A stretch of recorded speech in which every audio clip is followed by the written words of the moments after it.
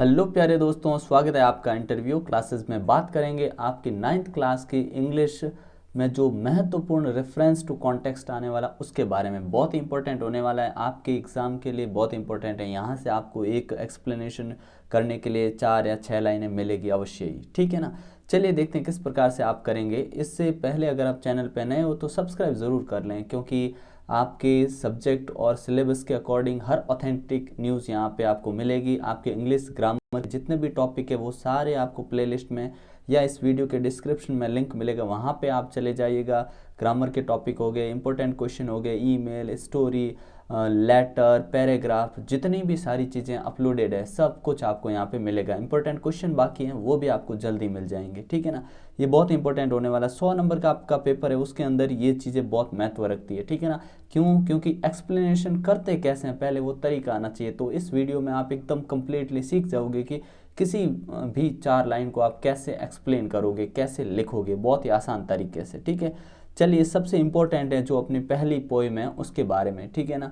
जो शुरू होते हैं, टू रोड्स डाइवर्स्ड, यहाँ से लेके यहाँ पे जो आपके अंडर ग्रोथ है यहाँ तक ये 4 लाइनें, ये आपके मान लीजिए एग्जाम में आ गई। अब आपको इसको बोल दिया रेफरेंस टू कॉन्टेक्स्ट, मतलब इसको आप बताइए कहाँ से ली गई है, क्या बताया गया इनमें, ठीक है ना। तो सबसे पहले आप अपनी आंसर शीट में लिखेंगे रेफरेंस। रेफरेंस लिखने के बाद इसमें लिखा जाता है हमेशा क्या, कि ये जो लाइंस है ना ये कौन सी पोइम की है और इस पोइम को लिखा किसने, पोइट कौन है इसके, बस ये चीज़ ध्यान रखना क्या। और इसके लिए एक फिक्स लाइन चलती है, बस हर पोइम में आप इस्तेमाल कर सकते हो क्या, these lines have been taken from the poem. ये जो लाइनें हैं ली गई हैं पोइम कौन सी, द रोड नॉट टेकन, इस पोइम से ली गई है। कंपोज्ड बाय रॉबर्ट फ्रॉस्ट, ठीक है, लिखी किसने, रॉबर्ट फ्रॉस्ट। अब आपके जब भी कोई 4 लाइनें मिले तो आपको हर बार ऐसे ही करना है क्या, ये लाइन तो फिक्स है, यहाँ पे आप पोइम का नाम लिख देंगे, कंपोज्ड लिखेंगे, कंपोज्ड बाय, और यहाँ पोइट जो भी उस पोइम का पोइट है वो आप लिख देंगे, ठीक है ना। इसमें आपके लिए 6 एक्सप्लेनेशन है 6 पोइम की और बहुत ही बेहतरीन है, आपको एग्जाम में यहाँ से देखने को ज़रूर मिलेगी, ठीक है ना। चलिए देखते हैं। नेक्स्ट आता है कॉन्टेस्ट। इसके अंदर पोइम के अंदर क्या बताया जा रहा है उसको ब्रीफ में, पोइम किस बारे में वो बताना होता है, ठीक है। देखिए, इन the poem the road not taken the poet describes a very common experience of making a choice. इसके इस 4 लाइन में पोइम कहना चाहते हैं इस पोइम में कि आदमी के पास कॉमन जो चॉइस होती है उसके अंदर कि आदमी क्या एक्सपीरियंस क्या करता है जब उसको चूज करने का मौका मिलता है। तो he states that his choice has had a significant impact in his life, और कहते हैं कि आप जो चूज करते हैं, चुनते हैं, वो आपके जीवन पे प्रभाव डालती हैं, ठीक है ना।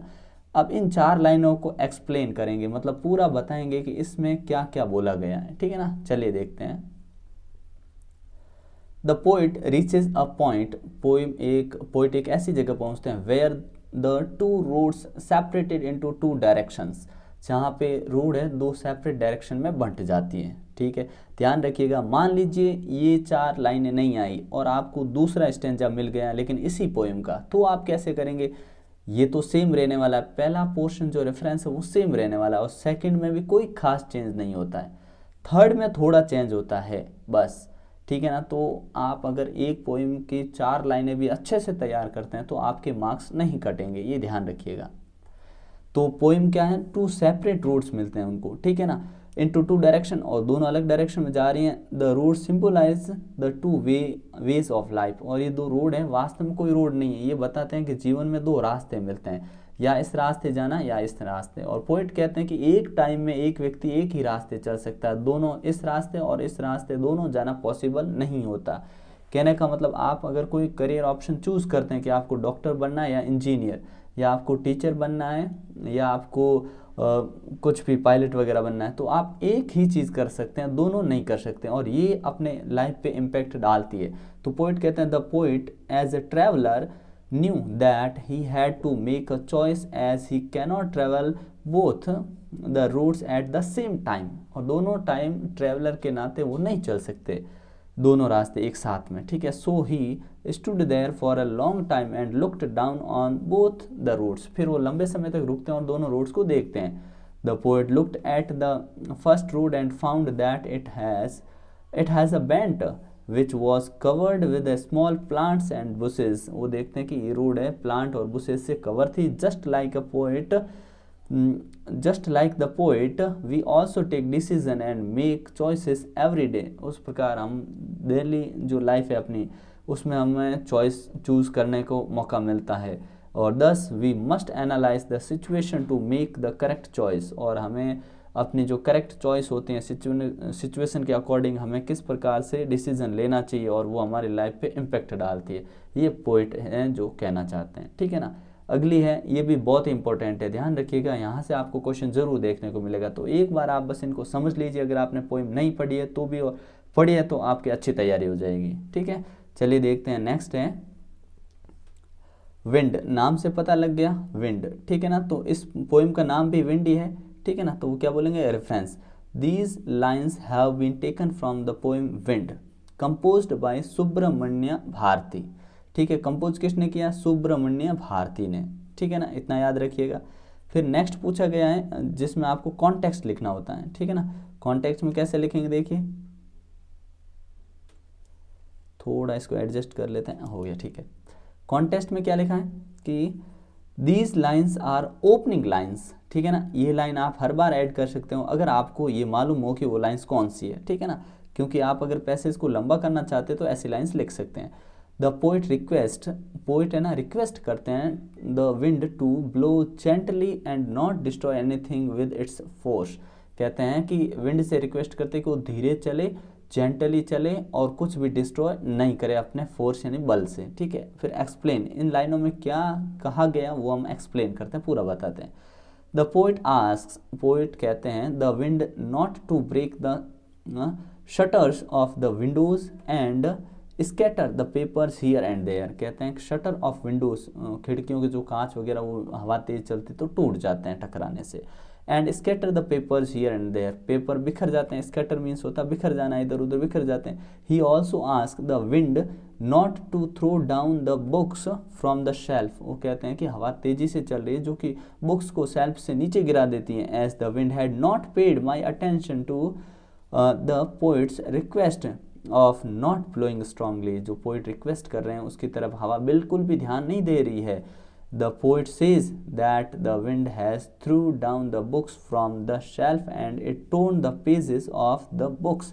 कहते हैं कि हवा इतनी तेज चलती है कि किताबें नीचे गिर जाती हैं और पेज फट गए, ठीक है ना। The poet also accuses the wind, और उस पर आरोप भी लगाते हैं the wind has also bring rain with it. तो ये है इसका, मान लीजिए आपको ये पोइम ये 4 लाइनें ही मिली तो बिल्कुल आप ऐसे लिखेंगे तो कंप्लीट मार्क्स मिलेंगे, पूरे मार्क्स आपको मिलेंगे, ठीक है ना। अगली देखते हैं, ये बहुत इंपॉर्टेंट है, इनको अच्छे से तैयार कर लीजिएगा, ठीक है ना। नेक्स्ट है अपना कि every tinkle on the singles has an echo in the heart. तो ये जो पोएम है of the rain upon the roof, ठीक है ना।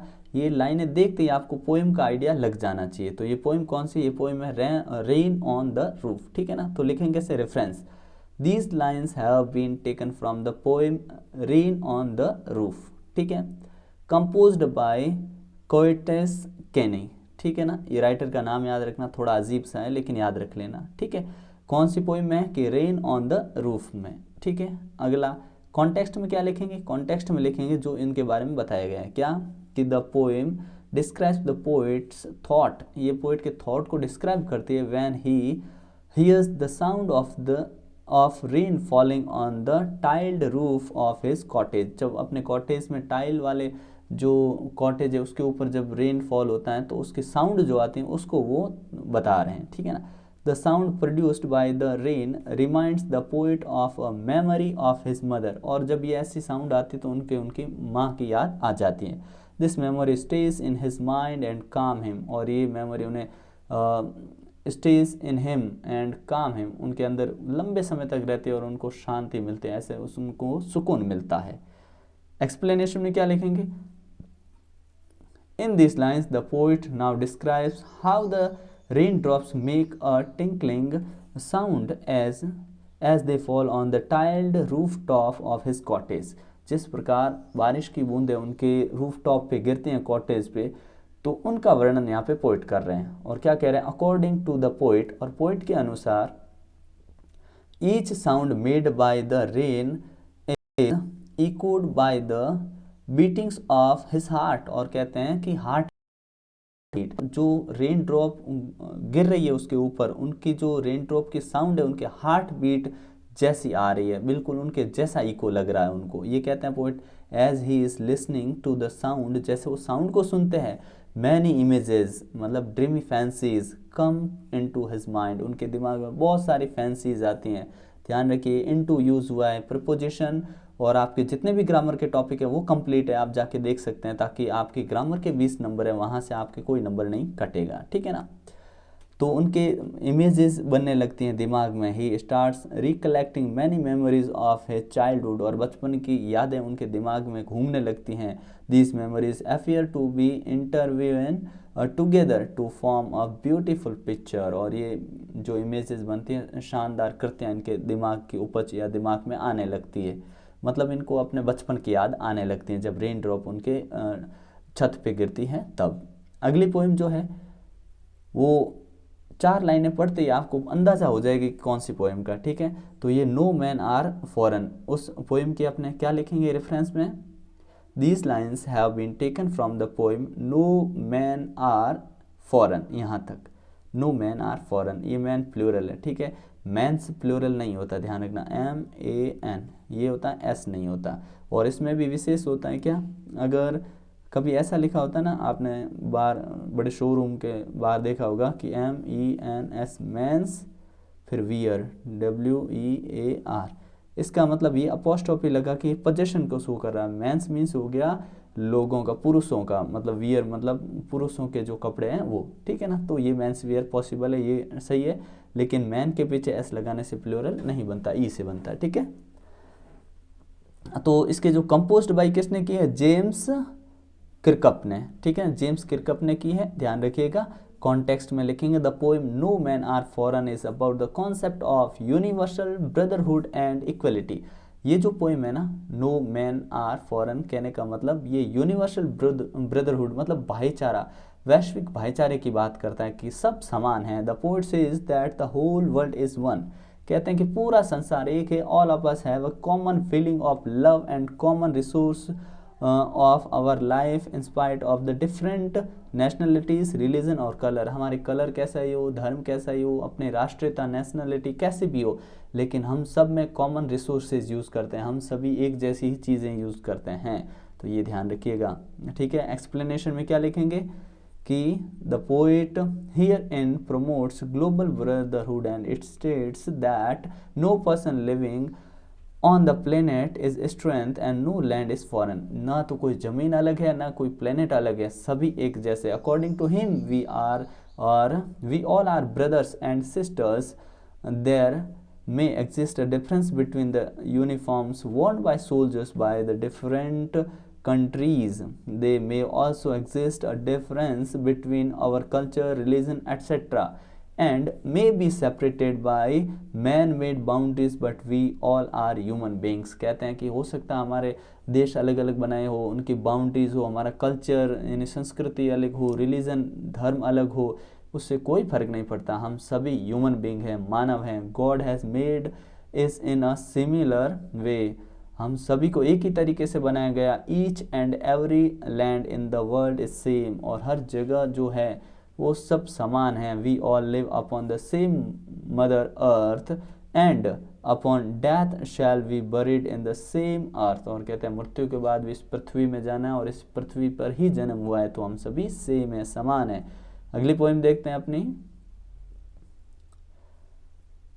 It takes such time to kill a tree, यहाँ से आइडिया लग गया कि a tree to kill a tree, ठीक है ना। तो आप यहाँ से पोइम का नाम पहचान जाना, ठीक है ना। पोइम का नाम भी आपको निकालना आना चाहिए, कभी कभी होता है कन्फ्यूजन आ जाए, तो इस वीडियो को 2 बार देखेंगे तो कोई डाउट आएगा नहीं।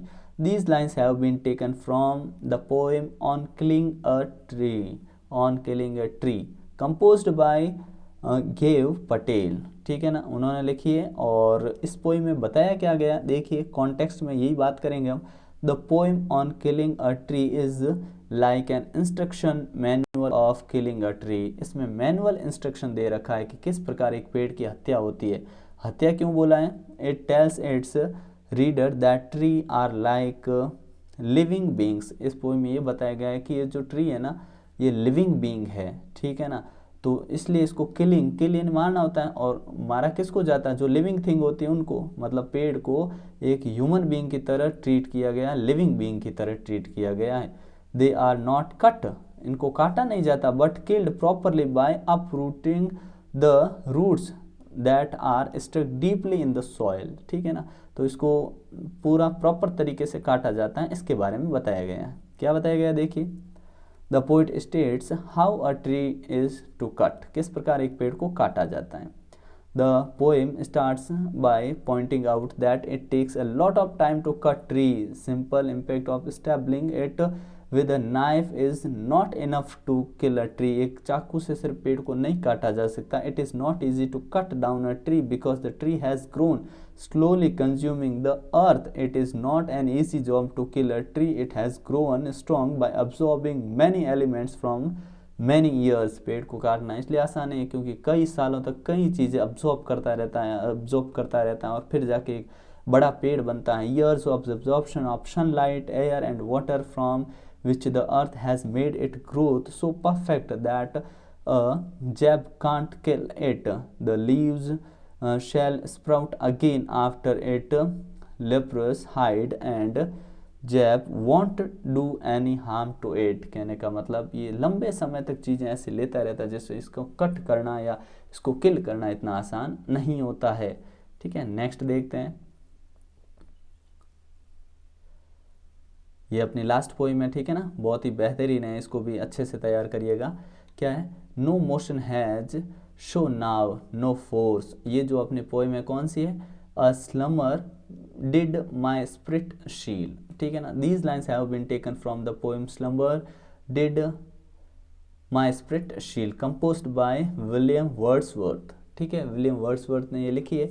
कॉन्टेस्ट में क्या कहते हैं कि इस पोइम में क्या बताया गया, इसमें बताया गया in the poem a slumber did my spirit seal the poet expresses his views after the death of the beloved. Beloved का मीन्स होता है उसकी प्रेमिका, जो पोइट है उनकी जो उनको कैसा महसूस होता है उसके बारे में बताया गया।